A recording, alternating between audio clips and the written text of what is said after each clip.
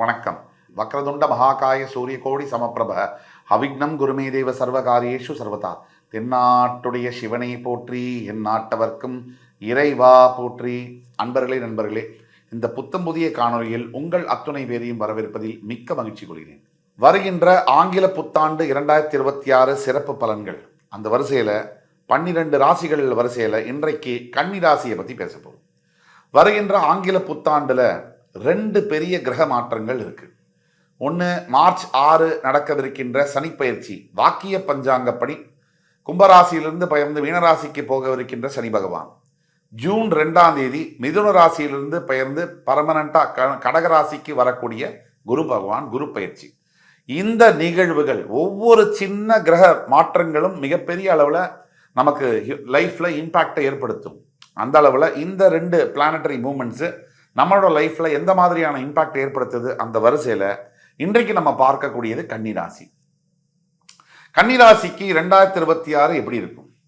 ஒட்டு மொத்தத்தில் பார்த்தோம்னா கன்னிராசிக்கு 2026 ஒரு மிகப்பெரிய அதிர்ஷ்டகரமான ஆண்டாகத்தான் இருக்கும். பொதுவாக அதிர்ஷ்டகரமான ஆண்டு அப்படின்னு நம்ம சொன்னோம்னா அதை நம்ப முடியுமா அப்படின்னா அதுக்கு நிறைய சாட்சி இருக்கு. அதை பற்றி விரிவாக பேசலாம் வாங்க. இந்த வருஷத்துல கன்னிராசியுடைய மிகப்பெரிய யூஎஸ்பி கீ பாயிண்ட் சக்சஸ் ஆகணும்னா என்னன்னு பார்த்தீங்கன்னா, புத்திசாலித்தனம் பிளஸ் பொறுமை இஸ் ஈக்குவல் டு வெற்றி. இவ்வளவுதான். இந்த ஈக்குவேஷனை நீங்க புரிஞ்சுக்கிட்டீங்கன்னு சொன்னா இந்த ஆண்டு நீங்க ஜாக்பாட் வெற்றியை பார்க்க முடியும். இந்த ஆண்டு ஃபர்ஸ்ட் 5 மாசம் ஜூன் 2 வரைக்கும் கடினமான பிரச்சனைகள் இருக்கத்தான் செய்யும். ஏன்னா 10ஆம் இடத்துல இருக்கக்கூடிய குரு, 6ஆம் இடத்துல இருக்கக்கூடிய சனி பகவான். 6ல் இருக்கக்கூடிய சனியினால் பல நல்ல விஷயங்கள் நடந்தாலும் 10ஆம் இடத்தில் இருக்கக்கூடிய குருவினால் சில பல பாதகங்கள் உண்டு. தொழில் செய்யக்கூடிய இடத்துல முன்னேற்றம் இல்லாமல் தடுக்கிறது. நமக்கு பிடிக்காதவன் சத்ரு எல்லா இடத்துலையும் இருப்பான். அவன் வீட்டில் உறவினரா, நண்பரா, ஏன் நம்ம பெத்த பையனா கூட சில சமயம் இருக்கலாம், நம்மளை பெத்தவராக கூட இருக்கலாம். சத்ரு, எதிரி என்பது எங்கேயும் இருப்பாங்க. அது நம்மளுடைய கர்மாவை பொறுத்தது, நம்ம தலையெழுத்தை பொறுத்தது. இந்த மாதிரி கிரக சூழ்நிலைகள், அதாவது 10ஆம் இடத்துல குரு தனிச்சிருக்கும் போது என்ன நடக்கும் அப்படின்னா, முளைப்பாங்க. புதுசா வேலை செய்யக்கூடிய இடத்துல நல்லா இருந்த ஒரு மேனேஜர் கூட நம்மளை பார்த்தா கடுப்பாவார், நம்மளை பார்த்தா எரிச்சல் வரும். அவருக்கு நமக்கு ப்ரமோஷன் வேணாம்னு நினைப்பாரு, ஆன்சைட் ஆப்பர்ச்சுனிட்டி இவனுக்கு கொடுக்கூடாதுன்னு நினைப்பாரு. இதெல்லாம் நடக்கும். அதைத்தான் நம்ம சொல்றோம். ஆனால் ஜூன் 2க்கு பிறகு உங்களுக்கு அந்த டைம் டேக் ஆஃப் அப்படின்னு சொல்றோம், த கோல்டன் டைம் டேக் ஆஃப்னு. அப்ப கன்னிராசிக்கு எப்ப கடகத்துக்கு 11ஆம் வீட்டுக்கு குரு பகவான் உச்சம் பெறுகிறாரோ, அவர் உங்களுடைய உபஜயஸ்தானம் 3, உங்களுடைய 5ஆம் இடம் மகரம், உங்களுடைய 7ஆம் இடம் மீனம், இந்த 3 இடத்தையும் பார்ப்பார். 3, 5, 7 இந்த இடங்களை குரு பார்வை விடும். அப்ப சனியும் பெயர்ந்து உங்களுடைய 7ஆம் வீட்டுக்கு வந்தாலும், கண்டக சனியாக இருந்தாலும், குரு பார்வையின் மூலியமாக சனி அமைதியாவார். இதுதான் இந்த ஈக்குவேஷன் தான். கன்னி ராசியை பொறுத்த வரைக்கும் வருகின்ற ஒரு புத்தாண்டு ஜூன் 2க்கு பிறகு ஒரு மிகப்பெரிய ஒரு கோல்டன் புத்தாண்டாக தான் நம்ம அந்த காலங்கள் நமக்கான காலமா பார்க்க முடியும். ஜனவரி முதல் ஜூன் வரை 2 வரை என்ன நடக்கும்? குரு 10ஆம் இடத்துல இருக்கிற காரணத்தினால ஒரே வேலையில நீங்க தக்க வச்சிட்டீங்க அப்படின்னாலே அது உலக சாதனைன்னு சொல்லலாம். அது ரொம்ப கடினமா இருக்கும். மேனேஜருடைய பிரச்சனைகள், கூட வேலை பார்க்கக்கூடிய சக ஊழியர்களுடைய காசிப்பிங், அதாவது தொந்தரவு, முன்னாடி ஒன்று பேசி பின்னாடி ஒன்று குத்துறது, வேலை செய்யக்கூடிய இடத்துல இருக்கக்கூடிய போட்டி, பொறாமை, வஞ்சம், அதாவது யாரை ரொம்ப நம்பி நம்ம சொந்த விஷயத்தெல்லாம் பேசுறோமோ அங்கதான் பிரச்சனை உங்களுக்கு காத்திருக்கு. நம்பிக்கைன்னா என்னன்னா, எவ்வளவு நம்பினாலும் நம்பலைனாலும் வரம்பு அப்படின்னு ஒன்று இருக்கு, லிமிட். நீங்க எவ்வளவு வேணா நம்பினாலும் நம்பலைனாலும் அந்த வரம்பை நீங்களும் மீறக்கூடாது, அடுத்தவங்களையும் அந்த வரம்பை மீறி உள்ள வர விடக்கூடாது. இல்லைன்னா உறவுகளை சமாளிக்கிறதும் கஷ்டம். வாழ்க்கையில நம்மளே பிரச்சனையை நம்மளே சர்வசாதாரணமா ஏற்படுத்திட்டு அது பின்னாடி துரத்தி சால்வ் பண்றதுங்கிறது கடினமான ஒரு விஷயம். நீங்க விளையாட்டுக்காக ஏதோ கொஞ்சம் பேசுறேன், மனசு பாரமா இருக்கு, ஒரு கொலிக்கிட்ட பகிர்ந்துக்கலான்னு பகிர்ந்தீங்கன்னா பர்சனல் விஷயத்த பின்னாடி அதுவே உங்களுக்கு பாதகமா முடியும். எந்தெந்த விஷயத்துல எச்சரிக்கையா இருக்கணும்? தேவையில்லாத கான்வர்சேஷன்ஸ், உரையாடல்கள், தேவையில்லாத அதிகப்படியா பர்சனல் விஷயத்தை ஷேர் பண்றது, இந்த காசிப்பிங்ல ஈடுபடுறது, இல்ல ஒரு சாராரை சப்போர்ட் பண்ணி பேசுறது. அதே மாதிரி 1 வருஷம் தவம் மாதிரி இருக்கணும். இந்த எந்த ஒரு பிரச்சனையிலும் ஈடுபடாமல் இருக்கிறது மிகப்பெரிய விஷயம். யாரையும் வந்து பர்டிகுலரா ஒரு குரூப் இருப்பாங்க ஆபீஸ்லாம், அந்த ஒரு குரூப்பை நான் சப்போர்ட் பண்றேன், அது வேண்டாம். நீங்க சமநிலையில நீங்க இருந்தீங்கனாலே பெரிய விஷயம். எதையும் கண்டுக்காதீங்க, உங்க வேலையை நீங்க பாருங்க, அதுல மட்டும் கவனமா இருங்க. என்ன கெட்ட பேர் வந்தாலும் காதல போட்டு உங்க வேலையை நீங்க சரியா செய்றீங்களா, தவறு இருந்தா திருத்திக்கங்க, அதை மட்டும் கவனிங்க. இப்ப ஜூன் 2ஆம் தேதிக்கு அப்புறம் குரு பயிற்சியாகி கடகராசிக்கு குரு வந்து உச்சம் பெற்றவுடன் கன்னிக்கு அங்கதான் ஜாக்பாட் ஆரம்பம். எந்த வேலை செய்கிற இடத்துல பிரச்சனைகள்லாம் வந்து உங்களை அவமானப்படுத்தி அசிங்கப்படுத்தி உங்களால முடியாதுன்னு உங்களை வந்து ஹியூமிலியேட் பண்ணிலாம் பண்ணாங்களோ, அதே இடத்துல உங்களோட சாதனை, உங்களுடைய உழைப்புக்கான மரியாதை, அங்கீகாரம் எல்லாம் கிடைக்கும். அதுக்கு பொறுமை தேவை. அடுத்த 5 மாசம் பொறுமையா இருக்கணும். கடிச்சிட்டு இருக்கணும், பல்ல கடிச்சிட்டு வேலை செய்யணும், அவ்வளவுதான். வேலை செய்யக்கூடிய இடத்துல நிறைய பிரச்சனை வருது அப்படின்னு சொன்னா, நீங்க வேலை மாற்றங்களுக்காக வெயிட் பண்றீங்கனாலும் ஜூன் 2க்கு பிறகுதான் முயற்சியே பண்ணணும்.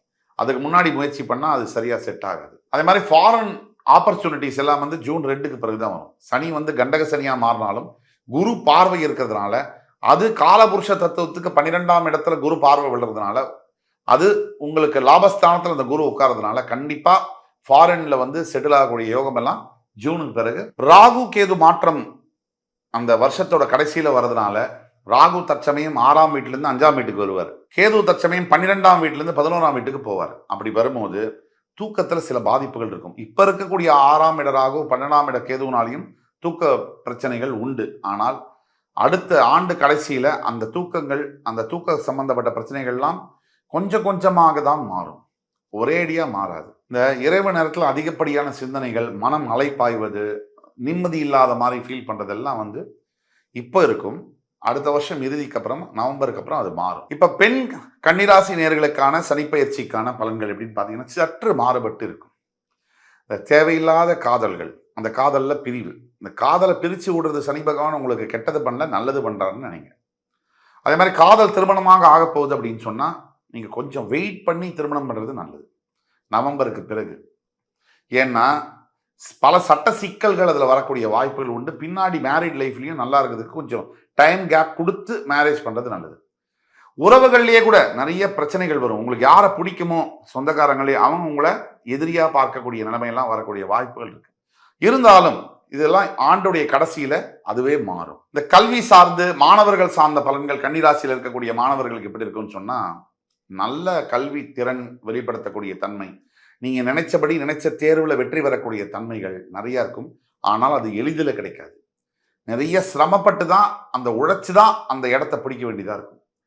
நிறைய காம்படிட்டிவ் எக்ஸாம்ஸ்ல பங்கெடுத்துக்கலாம், வெற்றி பெறுவதற்கான வாய்ப்புகள் உண்டு. அரசாங்கம் சம்பந்தப்பட்ட தேர்வுகளில் பங்கெடுத்தீங்கன்னா கண்டிப்பா ஜெயிக்கக்கூடிய வாய்ப்புகள் உண்டு. ஒட்டுமொத்த மாணவர்களும் கொஞ்சம் அந்த கவன சிதைவு இருக்கும். இருந்தாலும் அதை தாண்டி வெற்றி பெறுவதற்கு தொடர் முயற்சி, தொடர் பயிற்சி என்பது அவசியம்.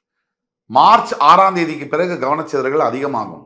அதனால் ஜூன் 2க்கு பிறகு அதே நிறைய ஃபோக்கஸ், கல்வியில நிறைய வெற்றி, எளிதில் வெற்றி பெறக்கூடிய தன்மை, மனசுல ஒரு தன்னம்பிக்கை, இதெல்லாம் மாணவர்களுக்கு பிறக்கும். பெருசா இன்வெஸ்ட்மெண்ட் எல்லாம் பண்ணக்கூடாது கன்னிராசினியர்கள் இந்த நேரத்தில்.